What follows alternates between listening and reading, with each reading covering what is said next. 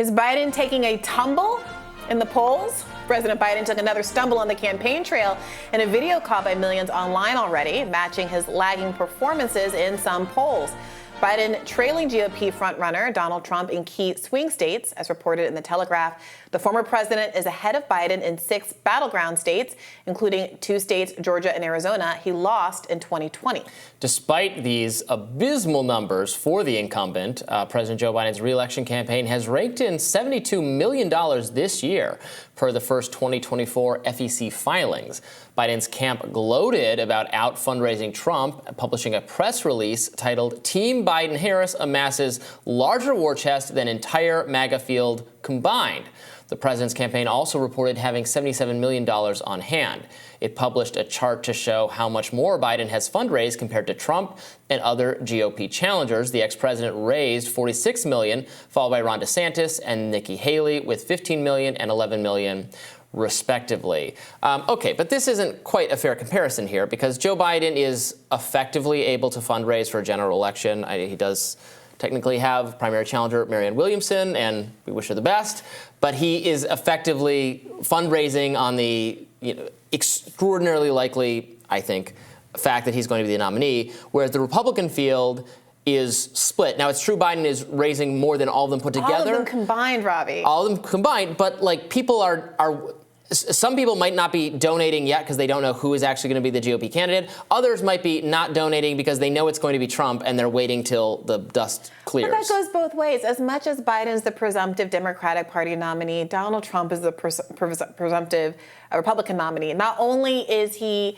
Biden is out fundraising the whole GOP field combined, Trump is out polling the rest of the GOP field combined times 3. So, I mean, that's where we are. I'm saying Trump or whoever it is, but presumably Trump, the fundraising will pick up when the dust clears. Look, and money isn't everything, but it ain't nothing. Yeah. It can't make you win, but it can get you on the field if you're, a billionaire, like the former New York mayor who was able just to buy his way into the Democratic primary, Michael Bloomberg.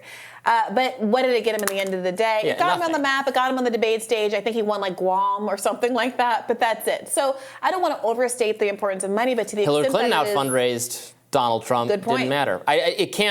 You're right. I think we agree on this. It can do a lot for you. It can't save you if there's something just fundamentally broken about your candidacy. You can't be forced on people with money.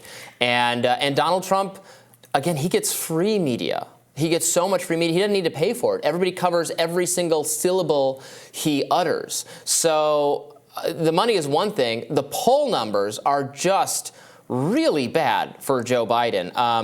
It's early and things can happen, but if you're looking at equivalent points in the previous race, he was never behind by this much. And that should be so alarming to pro-Biden people. Pennsylvania, how embarrassing. That's like his home state. I mean, people have multiple home states. But Pennsylvania, blue-collar Joe, behind 9 points to Donald Trump behind in Arizona and Georgia, which are, frankly, the more promising states for the Biden campaign, given how steadfastly and decisively the voters in those states have kind of rejected the Trump election stuff, how important that was to key races in the midterms there. Man, it doesn't bode well that he's so behind there. Well, now things can change. We saw what a motivator abortion was, and that issue isn't going away. We see now some benefit that Biden is picking up from people liking the way he's responding to the conflict in Israel-Palestine. He got himself out of a very unpopular war footing with Ukraine, Russia, and into a more popular with the public war footing with Israel, Hamas. I agree. It got us out in terms of people's focus. He moved the spotlight. We haven't actually gotten out of anything. Of course. And so that's helping him a little bit. But he still has the economy. And I don't know, what else do you think is driving his bad numbers in these states? Janet Yellen, his top economic guru, says the economy is doing so well we can afford to fight 2 wars at once. That's the level of at some point it just becomes self-delusion among Biden and the Biden inner circle. Things are so great, we have money to spare. even though that's clearly not the attitude of the American people, and especially of swing voters who care a lot about the economy, voters in these key battleground states. I mean, I would love to be a fly on the wall in Biden campaign meetings. Like, what are these people sweating behind closed doors? They're not sweating a lot in public. Yeah. They're keeping the everything is fine, this is fine dog while the fire's going all around you. That's how they act in public. Maybe it's night and day and it's very different behind closed doors, because they should be worried. There's, an incumbent president has a lot of advantages. There are advantages you can talk about Biden with respect to Trump. Obviously, the fact that he did defeat Trump last time. But man, the numbers are suggesting a fundamental change, that maybe there isn't enough enthusiasm for Joe Biden this time around. It doesn't seem so urgent. People who said we need him because we need to stop Trump are just so unhappy with the performance that they're like, well, I'm just not going to vote at all. And that allows the very vocal pro-Trump minority that is just as jazzed about Trump as they were last time and the time before. They're not going anywhere to carry the day. I mean, the big elephant in the room as to why his poll numbers are so bad is, of course, his age, which is what we opened the segment with. He made this most recent stumble while he was in Philadelphia. And it's worth noting that 3/4 of voters say they're concerned about Joe Biden's age and mental fitness. 3/4 of voters, age and mental fitness. And that is something that no amount of rah-rah, we're getting into another war and we love it, or even rebounding economic prospects is really going to get to the bottom of. And I think it is just such an interesting gamble that the Democratic Party is making to take an intangible quality that they cannot improve and say we're going to ride this out, even with the polls as bad as they are. The clock is really ticking on the idea of anybody else getting into the race. There was so much speculation about Newsom. It looks like they're going to ride this horse to the end of the finish line. For sure. And it's important to point out, yet not going to improve, because the economy could improve wildly, and that could change how things are. There could be some other issue like abortion, the war, whatever. There could be something, events could arrange themselves more favorably to Biden. They could arrange themselves worse to Biden. Sure. But the age question can only be worse. It can only get worse with every passing day. When voters are going to be heading to the polls a year from now to make their choice for who's going to be the next president, we're going to have had another subsequent year of Joe Biden's seeming physical and possibly mental decline. And as you're saying, the time is running out to make any sort of change. I've said all along I don't expect that they will make a change, because the they is substantially Joe Biden himself, and he's going to cling to power, I think, like virtually any other political actor. And nobody's very excited about a Kamala Harris candidacy anyway.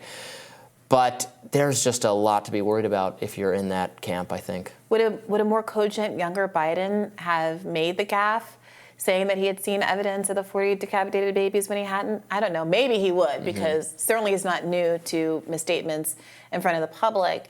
But in moments like that, moments like the tripping, it's not helping him.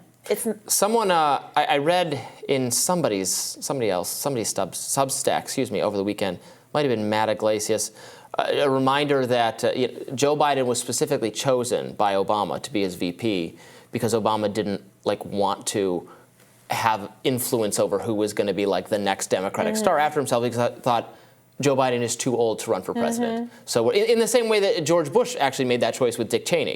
Dick Cheney was expected to be too old to run for president and didn't run for president. That was the exact same decision Obama made with Biden, that he was not going to subsequently run for president. And then he sat out. Biden did sit out that next election because he was already too old and didn't want to fight with Hillary Clinton over it, and also had personal things going on. Yeah. He sat out that entire election. The next election decides to run for president. I mean, it's just that was the explicit calculus. So what do you make of Kamala Harris? Is that Joe Biden saying she's obviously not going to be president, or is that the Democratic Party saying, oh no, it's going to be Kamala? When do you mean next? In choosing a VP, isn't the logic applying to the choice of Kamala Harris? Because I can't tell which way. No, you're right. Obviously not old. Yeah, I think they chose Kamala Harris because they thought they had to, because of the kind of liberal, progressive, feminist on women issues and on race issues that you've spoken against so eloquently that it doesn't actually. Yeah, but she's not the only black woman in America who is qualified for the job. Sure, but they thought they're like, well, we need a black woman because we've committed ourselves to this, and she is a black woman who is known nationally and has run for president. And they didn't look at it any more closely than that, and they should have, because she was not actually very popular, even with that constituency. You've pointed out many times she was going to lose her own state to Andrew Yang. But they didn't think about it hard enough. Yeah, well, Biden doesn't have to worry about any challenges from his back flank. I'll say that. No siree. All right, stick around. We're rising for you right after this.